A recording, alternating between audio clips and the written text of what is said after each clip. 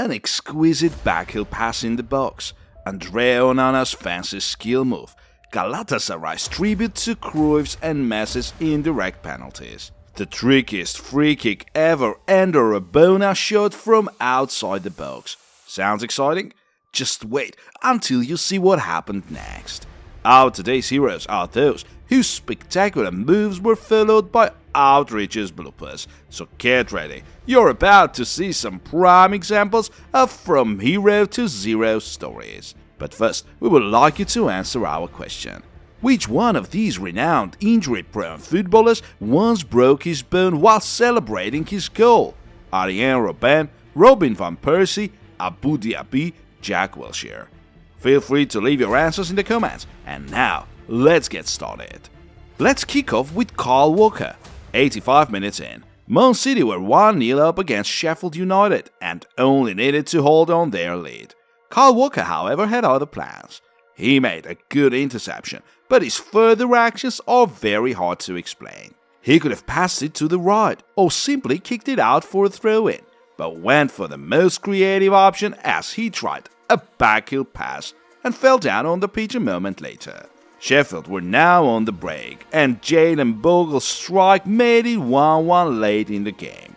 In the meantime, Kyle Walker was still lying down watching his opponent punish him for his mistake, which cost his team 2 points. The Englishman's reaction to Sheffield's goal pretty much speaks for itself. Now to the Turkish side, Galatasaray, their striker Mauro Icardi and their extravagant penalty. Back in 1982, Johan Cruyff amazed the world with his iconic indirect penalty. And then, in 2016, Leo Messi and Luis Suarez did the same trick in a match against Celta. So on September 26th, the Galatasaray players decided it was their turn to make history. Now to what happened. The striker Kerem Aktürkoğlu came up to the spot. He took a run up and rolled the ball to the left. Mauro rushed towards and was now all by himself, but unfortunately missed the open goal. The Istanbulspor keeper had already been beaten as he went for the right corner, and the Argentine only needed to place his shot in the left corner for an easy goal, but somehow still managed to miss. Mauro's frustration, however, wasn't meant to last long, as it only took him 6 minutes to turn Aktürkoğlu's pass into a winning goal. Coming next, the German tricksters. Germany was playing Algeria in the 2014 World Cup round of 16. The Germans, it seemed, didn't really take their opponents seriously, so they decided to practice their set-piece routine. Schweinsteiger ran past the ball, and Thomas Müller deliberately fell down on the pitch, then got up to his feet and ran towards the penalty area. Toni Kroos was supposed to lob the ball into the box, but hit the wall instead, and the opportunity was wasted. Not only was the very idea unnecessarily complicated, but the execution left much to be desired, to say the least. Meet the Rabona man or the Trivela man, Ricardo Quaresma. The Portuguese never shied away from performing fancy skills moves on the pitch, but in 2016 he happened to trick himself rather than his opponents. The Ankara Sport keeper's mistake left the goal wide open, and Ricardo only needed to finish it with the outside of his foot. But for some reason, he went for an extravagant rabona lob, which could have become a true masterpiece, but ultimately hit the woodwork.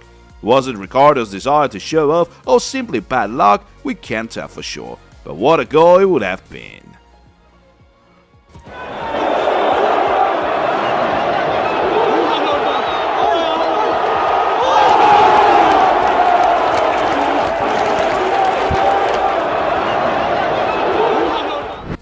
Our next hero is the Man United newcomer André Onana.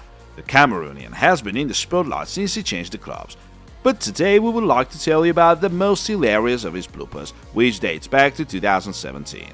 His side Ajax was playing Groningen away, and 56 minutes in, André put his footwork to use as he beat the Groningen striker Brian Linssen with a skill move.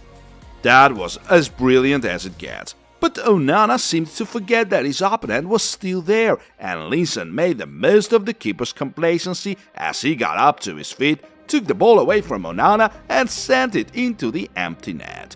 What was André doing? That's something we would like to know.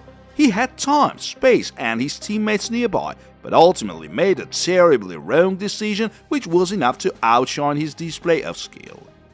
And this is how Marco Asensio pretended he was Ronaldinho or Firmino.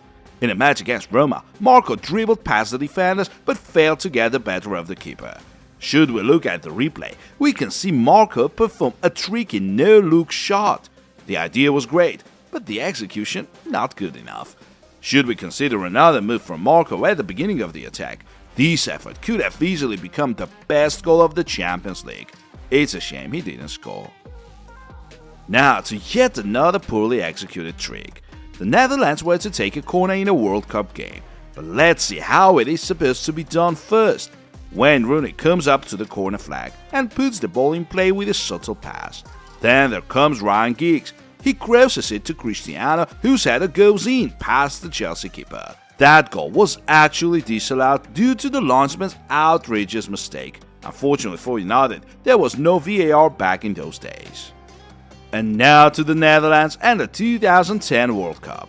Arjen Robben touched the ball, then ran away from the corner flag, as if leaving it for some other player to take. But Donny Alves saw the Dutchman's subtle touch, which meant the ball was already in play, so the Brazilian rushed towards the corner flag to stop Robben and Sneijder. In the end, Wesley had to fall Alves, and the free kick was given. Back in 2008, Manchester United was playing Zenit St. Petersburg in the UEFA Super Cup. Shockingly for Sir Alex and their fans alike, the Red Devils were trailing 2-0 60 minutes in.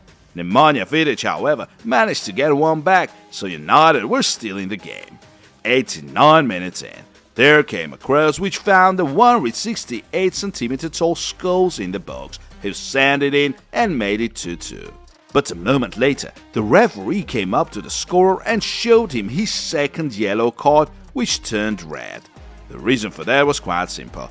Paul actually handballed it in as if he was a volleyball player or Diego Maradona, so his goal didn't stand. Here we have to give credit to the referees, as there was no VAR in 2008, Scholes' little trick could have been easily overlooked. But at the end of the day, the goal was disallowed and the Russian side managed to hold on to their lead and win the Super Cup. Now to a curious moment from the Barcelona-Benfica Champions League game. The score was 0-0 93 minutes in, and Benfica were on the break. Haris Seferovic got the ball and had plenty of options. So what will he do? Aim for the corner, pass it to the right, or try to chip the keeper? Haris went for a different option. He saw ter Stegen closing down on him, lobbed the German and got the ball once again.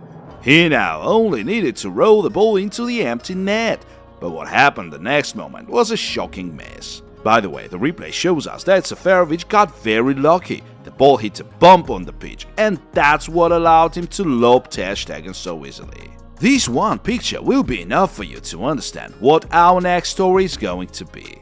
Steven Gerrard, the Liverpool legend, is known for his heartbreaking mistake. April 27, 2014 is the day Liverpool fans are going to remember for the rest of their lives. But today we would like to add more details to that devastating story. On April 13th, Liverpool beat Man City and were now top of the league with only a couple of match days left. After the game was over, Gerrard gave a fiery motivational speech. "This does not sleep now, this does not sleep now, listen, this is gone, we go to Norwich, exactly the same, we go again, come on." Oh, the choice of words. Liverpool won against Norwich, but coming next was Mourinho's Chelsea. 45 minutes in, Gerrard got the ball from his teammate and suddenly slipped and gave it away for Dembaba to make it 1-0 for the Blues. Chelsea's all-out defense tactics were now too much to handle for Liverpool, and in the 94th minute it was all over as the Blues scored their second goal. City won their game, and due to the goal difference were now ahead of the Scousers. It was then when Liverpool fans understood it wasn't going to happen. On March Day 37, Liverpool played in a draw after being 3-0 up, and Manchester City secured yet another victory as well as the title. In the end, Gerrard had to leave Liverpool without a single Premier League title to his name. Years later, he admitted his desire to go back to that very day and give a calmer speech. So ironically, Steven told his teammates more than once that the title wouldn't slip away from them. And then it was the Liverpool skipper's slip that cost his side the long-anticipated trophy. That was the end of our today's compilation, which once again shows us how quickly things may change in football.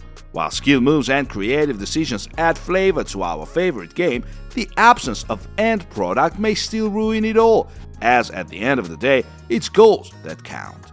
Dear friends, feel free to subscribe to our channel and click the bell button if you enjoyed this video, as that will help its promotion and allow you to get a notification once our new video is out. That's it for today, but there's a bunch of other videos we have on our channel, so don't hesitate to check them out.